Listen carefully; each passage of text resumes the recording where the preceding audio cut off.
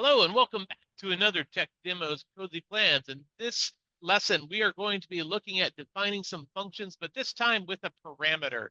So in this case, just so you know, parameters allow you to pass the values to functions so that they can work with different data. So when we're doing this in C#, we have to define the type of each parameter. So in this case, I've created a basic game object, empty game object over here in the hierarchy. For those that are still just getting used to this, again, you can do that by right-clicking, create an empty, name the game object like such. I made mine area calculator. We're going to create a code that's going to calculate the area of a rectangle. And then we're going to create a script. And again, you can just come down to your project. You can right click and say create. And in this case, mine are called mono behavior scripts, not C# scripts. But you would just name it the name of your class. Since I've already got one named area checker, I'm not going to do that. And in future ones, I'll stop clicking that because every time you create a new script, it wants to compile these scripts and adds a couple seconds to our videos that you guys don't all need to waste time on. All right. So in our area calculator, when you created that, it's going to be blank at first. So you're going to click it, you're going to drag it and release it up there to assign it. Or again, remember, you can always select your game object, hit add component, and type in the name of the script that you had. You could also create a new script this way. If you typed in new script, it would create the new script and give you a chance to name it accordingly. So in this case, I've got one already created called area calculator, and I see I've already got it assigned. So I'm not going to assign it again, but that's how you can click it and add that in there. So let's take a look at what we have set up on area calculator and how it serves the function as being a function with a parameter. So I'm going to just go ahead and double click on it. And I can double click on it here, but also if you want to make sure you're working on the one that's on your actual game object, you can also double click right here over in the inspector on the right hand side. If you just double click right there, that'll also take you into your program such as MS Visual Studio if you've got that associated like I do here. All right, so I've super commented this so that we could see everything. Again, this is beginner videos and it's about getting the technology under our belt. So if you're a more advanced user, just skim through and kind of jump into the meat of the product or jump to one of our advanced lessons for a more in-depth tech demo. For your beginners, our very first thing that we're using up here, and I'm going to use the box to kind of highlight these for you guys, is we're using Unity Engine right here. And what that does is it allows us to use Unity's built-in classes and functions. So we need that, you know, for everything from on update, on start, to several of just the basic, you know, parameters that we call. Our class right here is the area calculator, and you can see the script calculates and displays the area of a rectangle.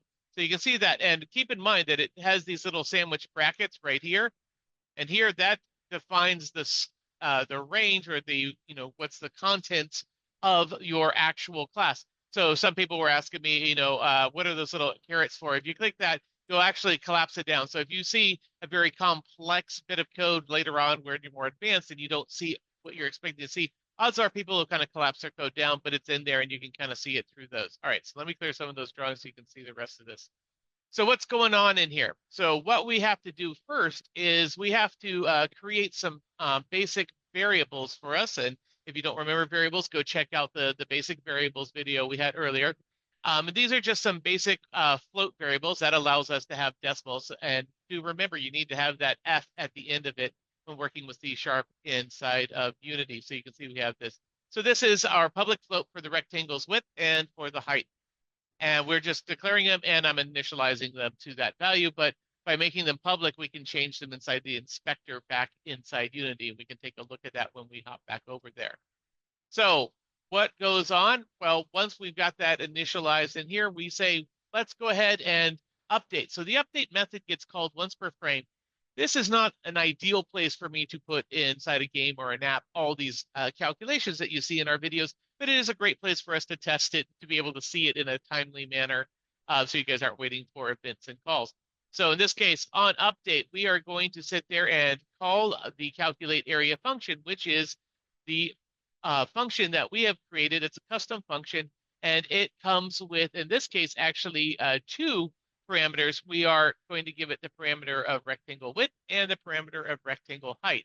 So what does that mean? Well, it means that when we call this function and the frame updates, it's going to jump down to our code, and it's going to look for this calculate area. And it's going to be fed these two parameters. It's going to be fed the rectangle width and rectangle height. And inside this, it's going to assign that to a double variable for width and a double variable for height. So it does that. And we're actually doing a return, which is going to be in our next video here, but we're actually going to return what the area is based off of this function. So once it calculates this inside of here, it's going to return that value back up here. And then the code continues on from this point. So once we've got this, it's going to jump back up here, and that is where it gets the area. So the debug log then says the area of the rectangle, and it feeds it that value. So let's see that inside action. Let me clear these drawings and let us jump back over into our Unity. And again, I'm going to look at this on the console. So don't forget, if you don't see anything happening, you need to remember to switch yourself over to the console so you can actually see the text appearing inside the console. So watch it down here. If you see a lot of stuff in here, be sure to clear this, and you can clear on play or build. If you've unchecked those, you might want to put those back on. Also notice that if you've toggled things off and on, like the messages, the warnings, and the stops, that might be why you don't see this, because everything that goes well and it's just a debug log, those are all going to appear in the little white chat bubbles as a message. All right, so let me go ahead and hit play right up here in top center, and let's see if it gives me the area of my rectangle with a width of 4 and height of 5. And sure enough, it tells me that the area of the rectangle is 20. So let's try this out since I set this in update. If I change the rectangle's width to be 10 and hit enter, notice that it jumps in there. And you saw the 20. What happened? Well, as I was typing it, I'm not fast enough to do it in a single frame. So it did the calculation that frame.